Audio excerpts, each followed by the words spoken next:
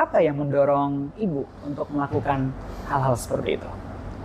Ya, bagi saya politik itu bukan soal kekuasaan, tetapi politik adalah pelayanan. Jadi ketika memang masyarakat percaya saya sebagai anggota dewan, berarti saya harus siap melayani masyarakat kita. Nah, pelayanan itu kan tidak hanya duduk di kursi, di meja saja di kantor, tetapi adalah bagaimana kita bisa melayani masyarakat kita ketika kita juga tahu persoalan atau aspirasi yang mereka sampaikan. Nah, itu tentu dengan cara ya saya harus turun memastikan.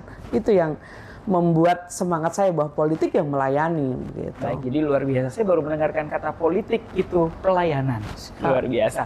Berarti Ibu selama melayani kita pun juga mengenal bagaimana Ibu ini dikenal punya kepedulian, punya cinta, kasih yang Ibu berikan kepada warga asli Papua. Nah, bagaimana kesan Ibu melakukan pelayanan tanda petik kepada masyarakat kita yang kita cintai OAP ini, Ibu?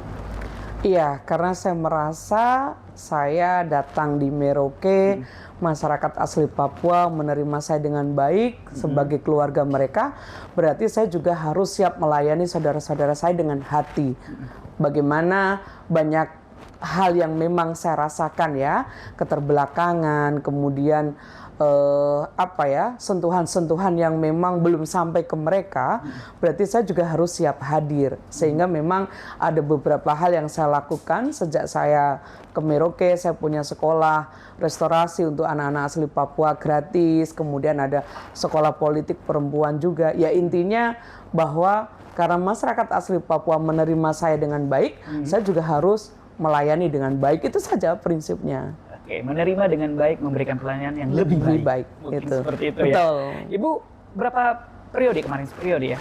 Saya satu periode. Satu periode ya, Bu ya. Artinya sudah tidak menjadi anggota dewan, tapi saat ini sudah. Dan sebenarnya kan terpilih kembali dengan suara terbanyak di internal partai. Siap. Dan saat ini menjadi pemimpin daerah, dalam hal ini wakil bupati.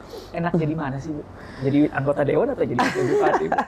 Kalau dibilang enak ya pastinya kembali ke niat kita awal ya, bahwa dengan segala konsekuensi saya siap melayani masyarakat saya harus tetap dua-duanya enak lah. Menjadi anggota dewan juga enak, menjadi pemimpin daerah juga enak, cuma hanya bedanya satu, waktu sangat menjadi kepala daerah itu waktu lebih banyak untuk pelayanan ke masyarakat. Kalau mungkin sebagai anggota dewan kita hanya waktu-waktu tertentu, ada reses atau kita kegiatan ke dapil, waktu turun ke masyarakat gitu ya. Tetapi sekarang jadi kepala daerah, tuntutan kita adalah setiap hari harus melayani masyarakat kita. Itu yang membedakan hanya dari segi soal pelayanan saja. Gitu. Waktu-waktu. Berarti lebih enak jadi dewan dong, Bu. Cuma kan karena kita sudah niat awal siap melayani, semuanya enak lah. Oke, kalau gitu sesibuk apa sih, Bu, menjadi wakil bupati untuk beberapa saat ini? Sesibuk apa sih? Karena tadi kan Bu bilang lebih banyak menyita waktu untuk melayani masyarakat, Ibu. Iya, sangat sibuk sekali, Mas.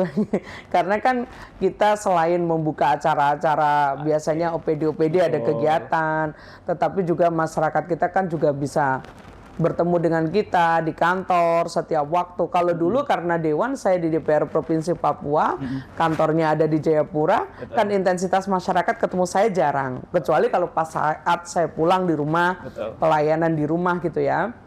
Cuma kalau ini kan masyarakat taunya ada mobil terparkir di kantor, berarti ibu ada.